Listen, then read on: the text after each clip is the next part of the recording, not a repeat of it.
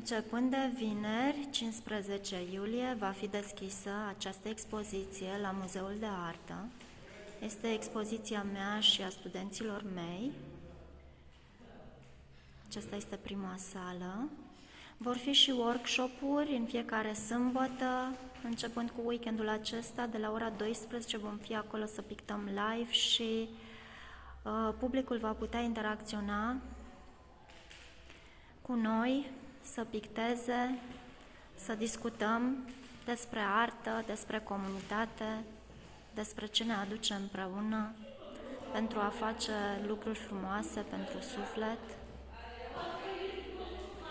E zgomot aici pentru că e personalul de la muzeu în pauză. Hai să mergem în cealaltă sală.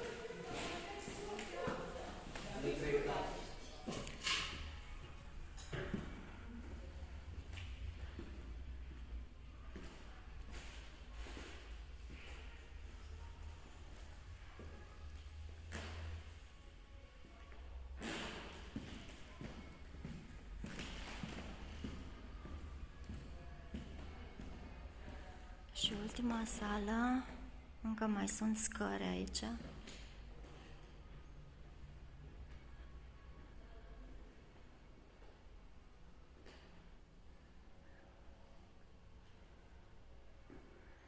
Vernisajul este joi la ora 17.